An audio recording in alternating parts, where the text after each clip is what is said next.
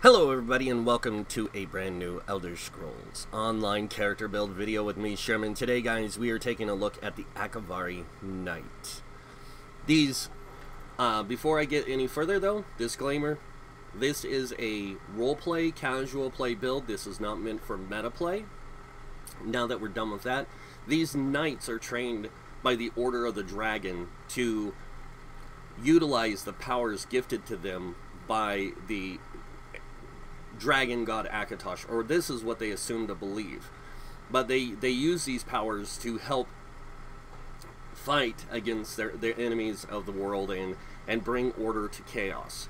The Akaviri Knights themselves are primarily stamina based more than they are magicka based, so they tend towards more stamina based abilities. Their primary role is damage dealer. They can be tanks and healers if necessary. To do that, you do have to equip certain tools outside of what they normally run. So like, to be a tank doesn't mean you have to switch to sword and shield. You can if you want to. To play healer or a support character doesn't mean you have to use resto staff, but it would be wise if you want to offer some more group support. So that's how you can play this character that way. Now moving on to the character screen here, the Akaviri Knights can be any race. They are Dragonknight characters, but you can be any race with this, so I designed it to work with any race. Now, as you can see, this one happens to be a red guard, and I have 64 points in the stamina. This gives us a 32k stamina, 24k health, 17k magicka. If you want to play this as a tank type character, what you do is you take the 64 points out of here.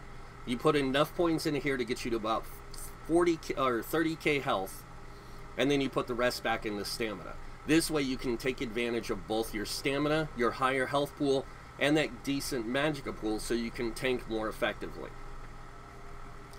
To play this as a support character, I would suggest doing something similar to what you have set up for stamina. Take all 64 points out and putting it into magicka. This is so you can play a healer type. And then you have to use other abilities and stuff from other skill lines to make this more effective. Right, moving on. So we have 691 mag recovery, 397 health recovery, 918 stamina recovery, and don't worry about this because you get resources through other abilities as well. We also have 2533 weapon damage with a 47% weapon critical. We have a 16% or 1607 spell damage with a 38% spell critical. We have 19k spell resistance with a 19k physical resistance. This is how we can fight up close without dying as effectively. We can actually stand up front and fight on the front lines and dish out the damage we need to while still being somewhat of a ranged combatant as well. Alright, moving on. We do use the Thief Mundus Stone to increase our weapon critical and spell critical ratings. We do have Major Prophecy and Major Savagery because we have a skill equipped that gives us those on the front bar. We do have Tri-Stat Food. This is the primary food we use, so we can boost all three of our stats to give us that better capability of playing any of the three roles. Alright, now moving on to the next section, our gear. But before we do, again, this can be any race, and it works really good with any race. I've tested multiple races with this build. I stuck with the red guard because I felt that it was something fitting to more of the next storyline that we got coming out later this year, called the Dragon Hound, or whatever it is, the thing with where Sai Sahan returns. Alright, so moving on to inventory and our equipment that we have equipped. So the potions that we primarily use, we use tripods for when we tank, we use spell power pots for when we play healer, and we use the stamina power pots for when we play stamina damage dealer. Now moving on down here, we do use longfin pasty and melon sauce for our food. Any of the purple the CP 150 to CP 160 food is what you're going to want to use for this build in particular. Now running over to the sets. The monster set we use is Vulcan Scoria. This is a very powerful set. A lot of people don't realize how powerful it can be in the right hands. So as you can see, our max health is 12, or this gives you increased max health on the 1 piece, the 2 piece. When you deal damage with a damage over time effect, you have an 8% chance to summon a meteor that deals X amount of damage to the target, X amount of flame damage to the target, and X amount of flame damage to all other enemies within 5 meters. This effect can occur once every 5 seconds. Now, because of all the damage over time abilities that you use with this character, this fires off non-stop.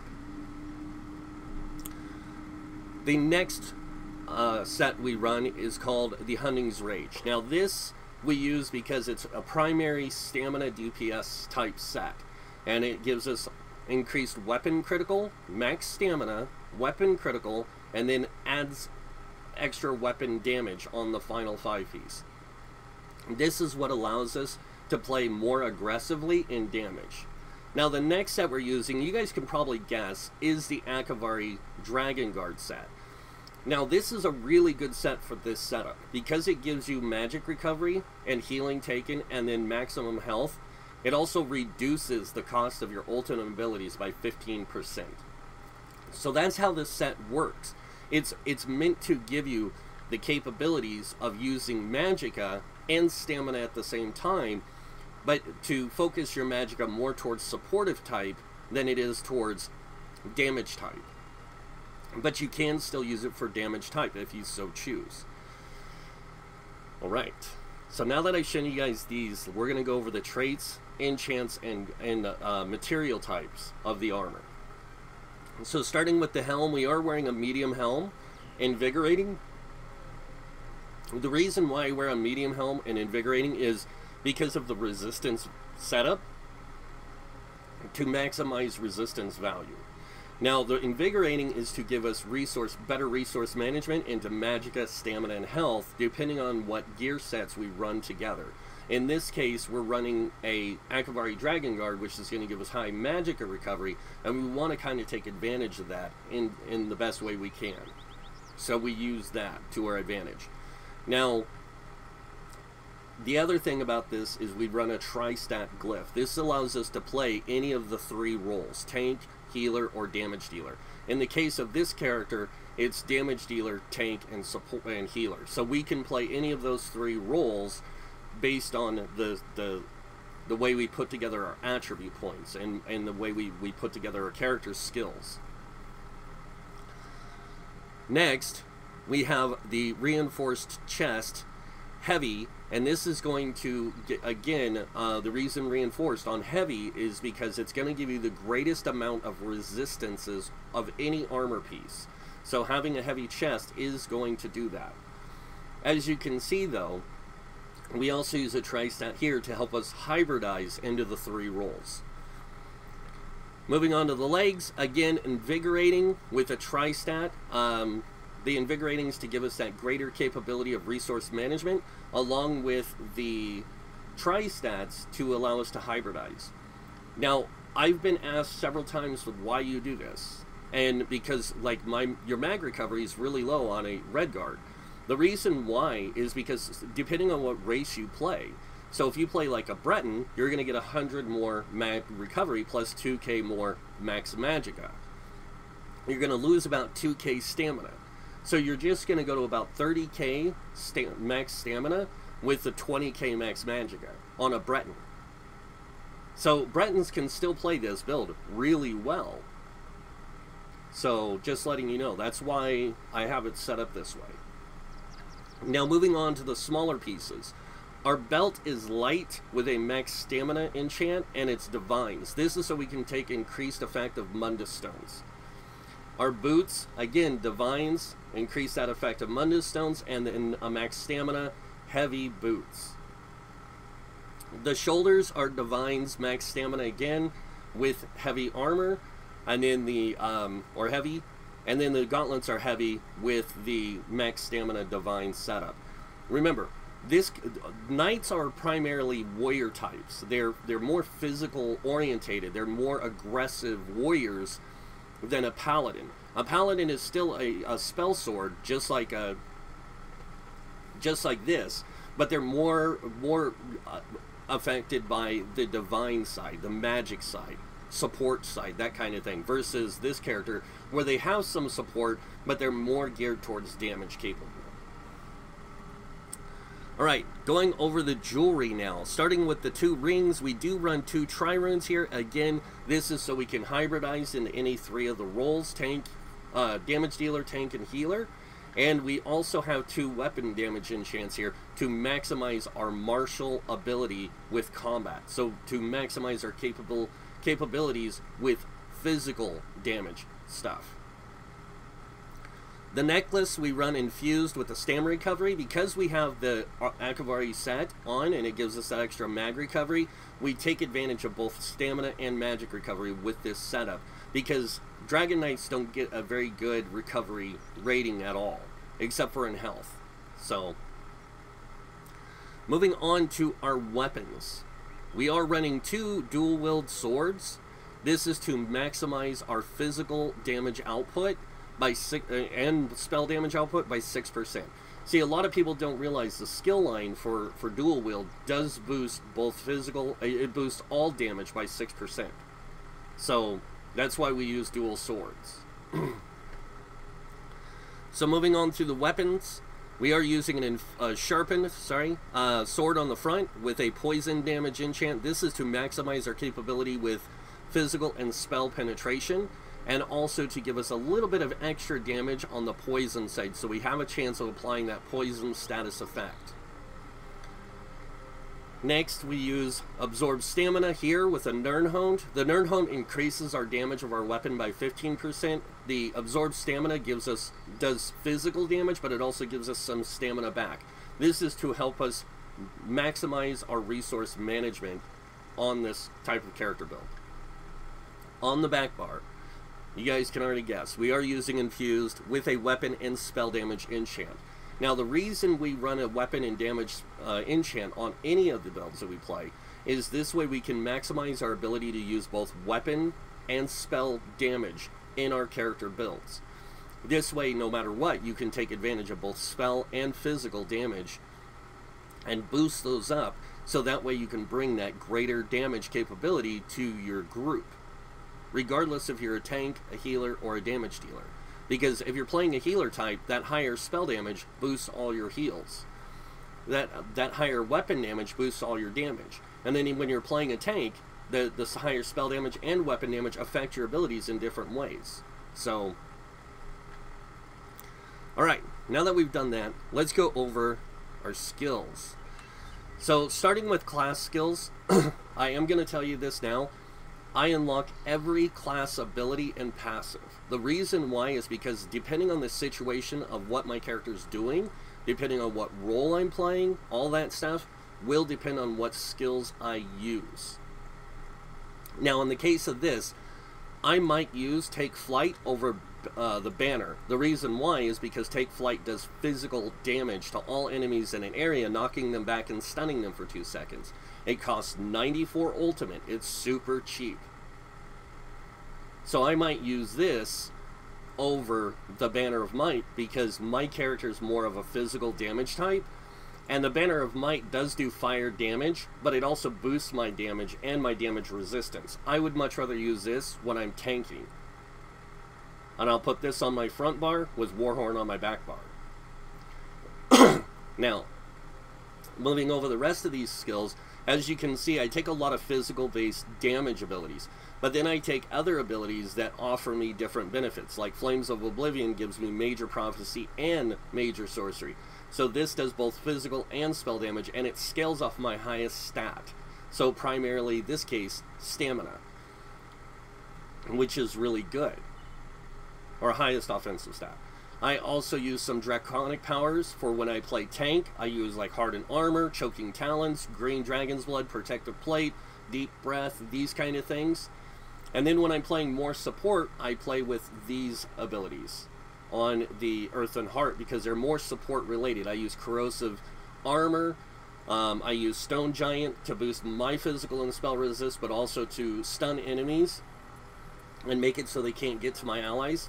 And it does 100% more damage if you successfully stun a target. So it actually does a lot of damage.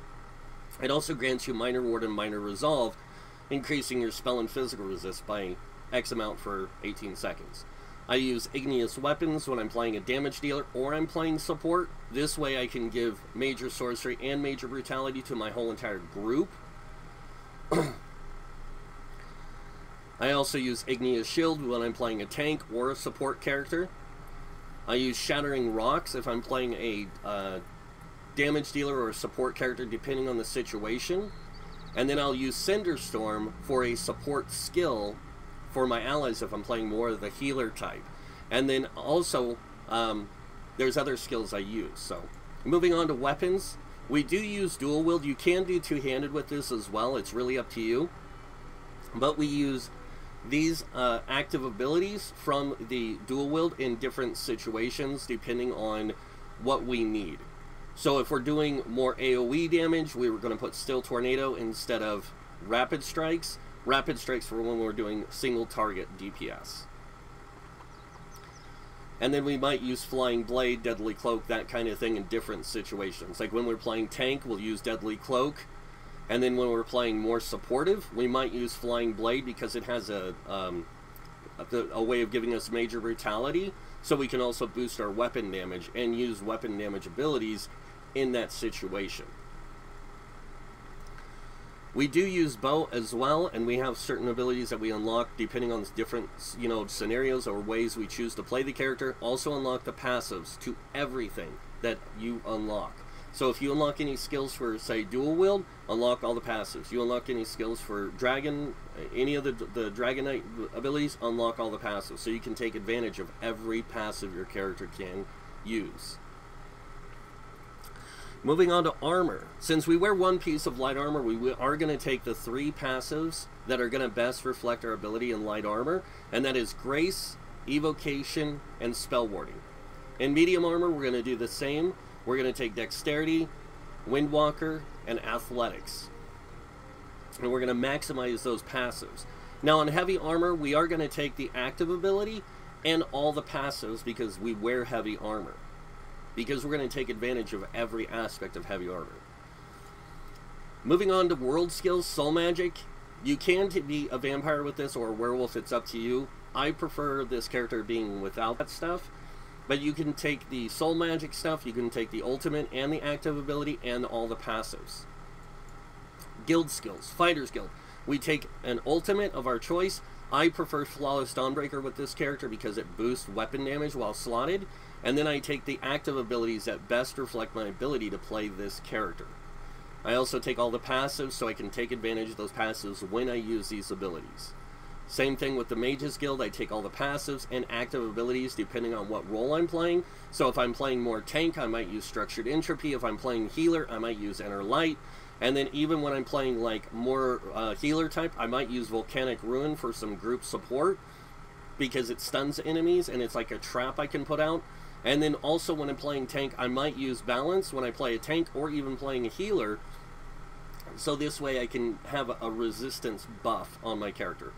Psijic Order, I use Temporal Guard for PvP purposes. Time Freeze in different scenario settings, like I might use it to CC in dungeons or trials or even in Overland. And then I use Crushing Weapon, Race Against Time, Symbiosis for when I play a healer, and then Deep Thoughts for when I'm playing a tank maybe, or even if I'm playing a healer and I need resources back, I will use that.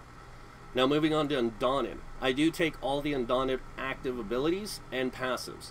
Now these ones are all synergies as well, so that's one of the reasons why I take it. Like I use Sanguine Altar when I'm playing healer. I use Tangling Webs maybe when I'm playing a damage dealer and I want a little bit more support from my group. And I'll put this on the back bar.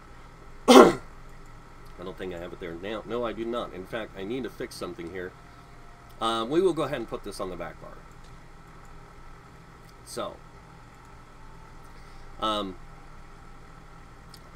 But yeah, you can do that kind of stuff is what I'm saying. So you can use any of these synergies here. Now, Alliance War, I do the same thing. I take the active abilities and ultimate that best reflects my ability to play this character in PvE and PvP. Now, if I play more PvP, I might unlock more of these other abilities and the passives so I can take advantage of it. Now, when it comes to support, I do the same thing. I take the ultimate and the two passives here, or active abilities, that best reflect my ability to play this in PvE. I will use the other ones if I play more PvP, along with the active, or the passives. Now, this passive can be used both in PvE or PvP. You just need a support ability slotted, and it gives you 10% more mag recovery. Racial. We are a Red Guard. I do use these passives. I take advantage of these passives, especially Adrenaline Rush, which when you deal direct damage, restore 950 stamina. That can happen every 5 seconds. We also take advantage of Martial Training, which reduces the cost of your weapon abilities by 8%. And Conditioning, which increases your max stamina by 2,000. Now, any race, again, can take advantage of playing this character type.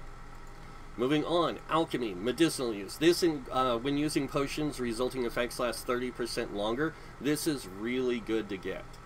Provisioning, Gourmand and Connoisseur, also both very good passives to get because they add 20 minutes to your eaten food and your drinks. So this will work for Witch Mother's Potent Brew and Dubious Cameron Throne.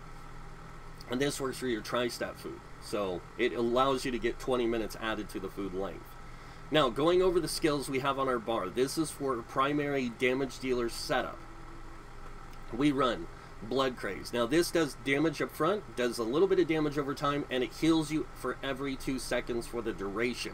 So it has a 10-second duration, so you heal 5 times. Next ability we use is called Venomous Claw. This does X amount of damage up front, more damage over time. And then the poison seeps into the target and deals increased damage the longer it lasts, dealing 12% more damage over the over every 2 seconds over the 10-second duration. So you apply this and leave it. Next ability we use is Rapid Strikes. Now this does X amount of damage for each hit it does, but that damage grows exponentially by 3%. So every hit, it grows 3% more. So it goes 3, 6, 9, 12, 15, 18, 21, 24, 20, 27, 30, you guys get it. But it only does it 6 times, because you can only hit, I think it's like 6 times the this. Now the final hit deals 300% more damage. This is our primary spammable. So what we do is we apply Blood Craze, Talons, this, and then the next ability, which is called Noxious Breath. Now this does X amount of damage up front, X amount of damage over time, and it also afflicts the enemies with Major Fracture, reducing their physical resistance by 5,280 for 10 seconds. So you get Major Fracture plus all this poison damage going on, and these bleed damage and everything else, you get that Vulcan Scoria firing off a lot. Next ability, we have Flames of Oblivion. This, when active, it will launch a fireball at 2 enemies every 5 seconds, dealing 6,200 flame damage. While slotted, you gain Major Prophecy and Major Savagery, increasing both spell and weapon critical by 2191. This ability scales with your highest offensive stat. That's why we use this. Next ability we use is Flawless Dawnbreaker, which we use because it does damage up front, it does damage over time, but the main reason why we do this is while slotted, your weapon damage is increased by 5%. On the back bar, we have Rearming Trap. This does a trap that you set out. It traps enemies for X amount of, for 6 seconds, dealing X amount of damage up front, X amount of damage over time, over the 6 seconds. It also can immobilize the enemy if they can be immobilized, and it will grant you Minor Force for the duration, increasing your critical damage by 10%. After being triggered, the trap resets and can be triggered 1 more time. So you can actually get Minor Force for 12 seconds. Moving on. The next ability we have is Venom Arrow. This is a great ability. It does damage up front, damage over time, but also if the enemy is casting an ability, they are interrupted, set off balance, and stunned for 3 seconds. And this is using any ability. So if you see a stamina guy getting ready to do like a charging up the lightning strike that they do, you can interrupt them and set them off balance.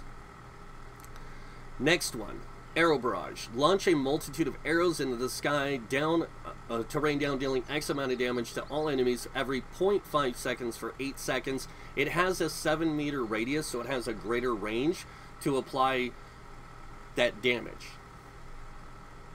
Next ability we have, of course, Tangling Webs. This does basically a trap that you throw out.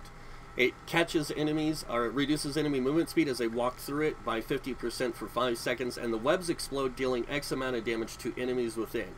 Now, a ranged ally targeting an enemy in the webs can activate the Arachnophobia synergy, dealing X amount of poison damage to them, fearing them for 4 seconds, and summoning 2 spiders to attack for 15 seconds, and those spiders bite the enemy for X amount of physical damage. This is a really great tool for tanking and doing damage, so for you to use as a synergy. Next ability we have, of course, is Igneous Weapons. This increases major brutality and sorcery, increasing both spell and physical damage by 20% for 42 seconds. And you also get minor brutality. Next ability, our ultimate, Take Flight. Launch yourself into an enemy, dealing X amount of physical damage to all enemies in the area, knocking them back and stunning them for 2 seconds. This is going to be the primary ultimate you're going to want to spam a lot, because every time you activate this, you also get a class passive in the Earth and Heart thing called Battle Roar. When activating an ultimate ability, you restore 50 health, 46 magicka, and stamina for each point of the ultimate's cost. This technically costs 100 ultimate, so you're going to actually be casting this at a cheaper ultimate cost, but you're still going to be getting the return of 100 ultimate. Whenever you activate this, you also get Mountain's Blessing benefit, which when activating a Earth and Heart ability, you and your group gain minor brutality for 20 seconds, increasing your weapon damage by 10%.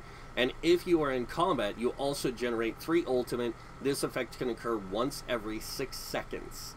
So every 6 seconds that you're activating one of these abilities, you also get ultimate gen. So Helping Hands is really nice. When you activate an Earth and Heart ability, you restore X amount of stamina. And it doesn't matter, you can spam it and get stamina. So like you could spam this and get stamina, but you're going to burn through your magic, and you don't want to do that. So that is the skills. Now we're going to jump over to the CP, starting with the red tree. We have 56 in Ironclad. This reduces your damage taken from direct damage attacks by 20%. Moving on over here, we have 31 into Thick Skin, reducing your damage taken from damage over time effects by 13%. 43 into Hardy, reducing your damage taken from physical, poison, disease damage by 10%. 43 into Elemental Defender, reducing your damage taken from Flame, Frost, Shock, and Magic damage by 10%. Excuse me. We have 40 into Bastion, increasing the effectiveness of your damage shields by 16%. We have 19 into Quick Recovery, increasing your healing received by 5%. 38 into Heavy Armor Focus. This increases your physical resistance by 3250 while wearing 5 pieces of heavy armor. Now, one of the passives that you have in the Draconic Power Tree is called Scaled Armor. This increases your spell resistance by 3300. So you automatically get that. So putting this in here allows you to build up your physical resist to kind of match your spell resist. And that's how we can get that equalized spell and physical resist. Moving on to the green tree, we have 40 into Warlord. This reduces your break free cost by 16%. 16 into Sprinter, reducing your sprint cost by 10%. 16 into Bashing Focus, reducing your bash cost by 10%. And then moving on to the middle tree, we have 43 into Mooncalf, increasing your stam recovery by 10%. And we have 75 into Tenacity, increasing your magic and stamina. The magic and stamina, your fully charged heavy attacks, restore by 14%. Now, if you want to take out and put into Arcanist, you can put 43 into here. This will help boost your spell recovery by 10%, and you'll have 43 here. And then over here, you would drop this to 23. So you'd get only a 10% dodge roll cost. But we have 40 into here to give us 16% reduced dodge roll cost, and we have 40 into here, giving us 16% block cost reduction. 75 into tenacity increases your mag and stam recovery of fully charged heavy attacks by 14%. This is a way that we use to resource manage ourselves when we're playing tank or damage dealer. Moving on to the blue tree, we have 43 into bless. This increases your healing done by 10%.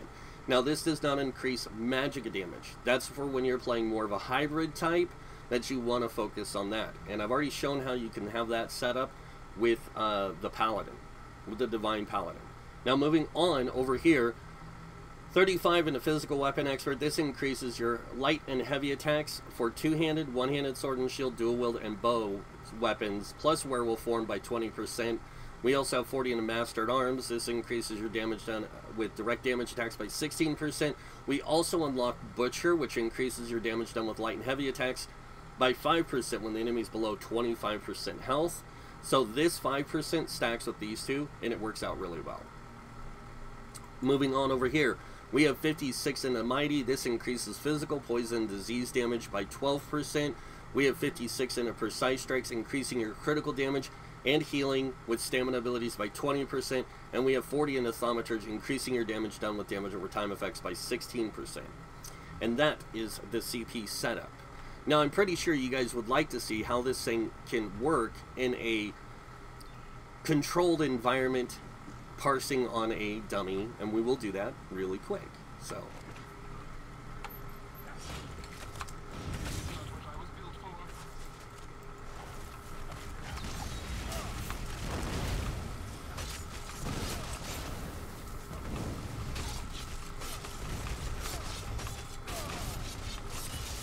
and we did about 22k DPS. Now this thing normally can pull about 24 k DPS, but I made a mistake in the beginning, and that's my fault. So, but I just thought you guys would like to see that. Now we're going to see this on a more organized group setting scenario with this target dummy.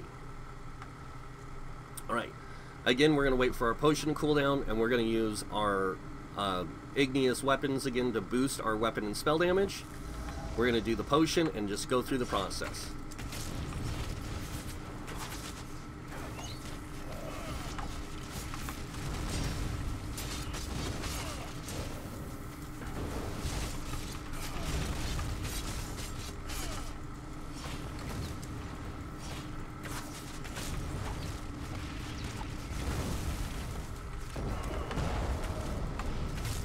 Oh my god, I screwed up that big time.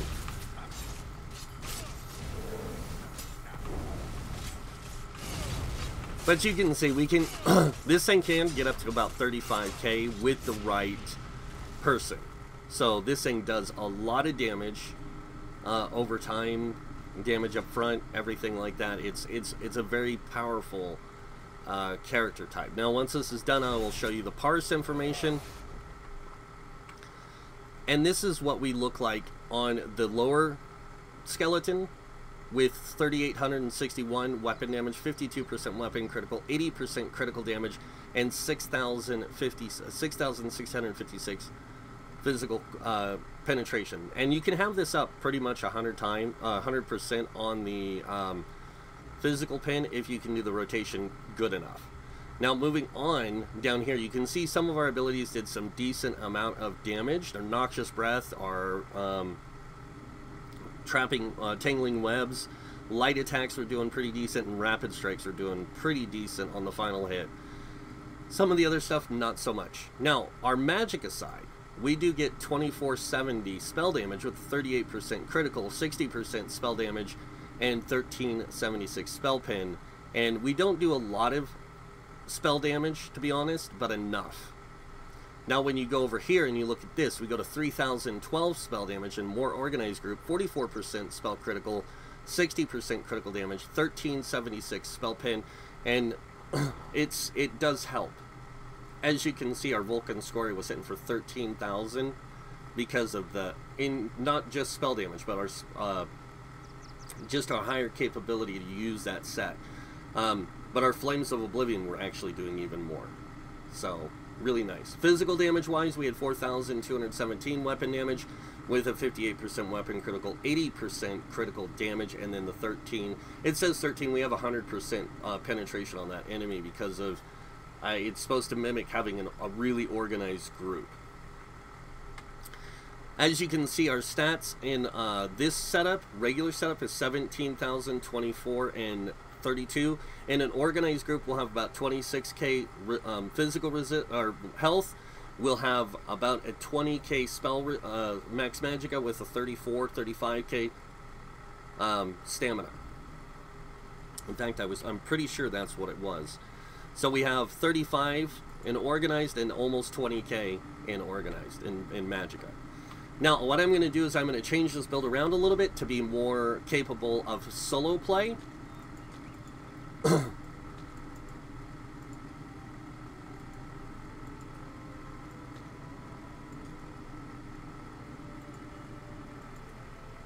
Now, I would not suggest using igneous weapons for solo play because you are playing more stamina based, so Bone Shield is going to be the better option here.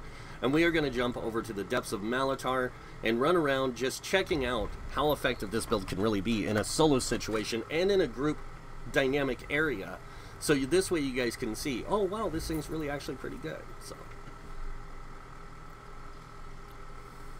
Depths of Malatar was also added with the Wrathstone DLC. It's one of the newer dungeon settings added to the game. I would be doing Sunspire normally with this because it's the newest trial added, but I felt that doing dungeon stuff was more effective in its sense.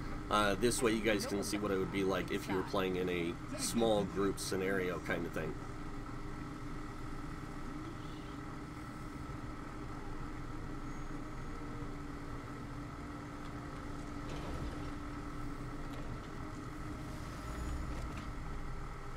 Oops, I threw that too soon.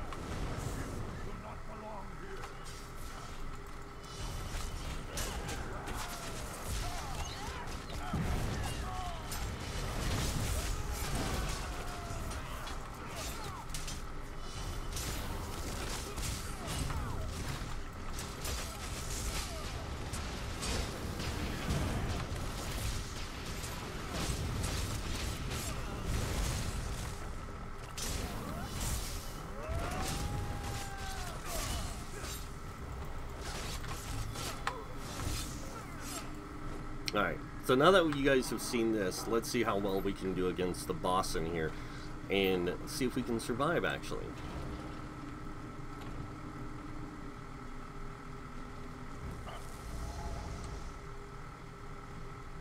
Where is he sneaking around right now? I don't see him. Oh, there he is.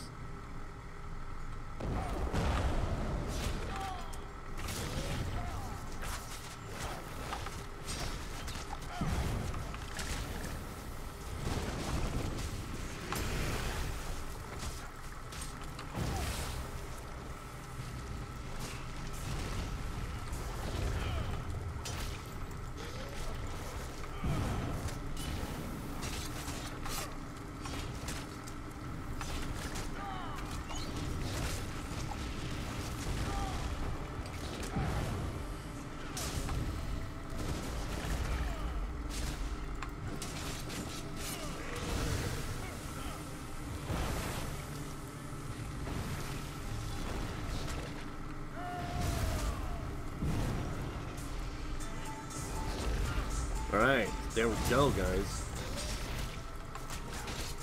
You guys can see that it does work out pretty well. Maybe using Igneous Shield might be a little better because of the higher healing received, the 25%. And I do apologize for that phone going off. Not a whole lot I can do about it. But we're going to go ahead and let this character die, and we will discuss a little bit more about this afterwards. But there you guys go. That is the Akaviri Knight. Now, like I said, this can use two-handed or dual-wield. Your choice. You can even use two-handed and dual-wield instead of the bow. It actually works out quite well. But this is how I would play this character, personally. I like it this way, and it's a really fun way to play. So that is it for this build video, guys. Character build video. So if you guys are interested in playing this, I hope you are. You guys know what's coming next. Go ahead and hit that like button. If you guys want to see more builds by me, you can subscribe. Other than that, I want to thank you all for watching. Until next time, have a wonderful day, and this guy might see you in game. Bye.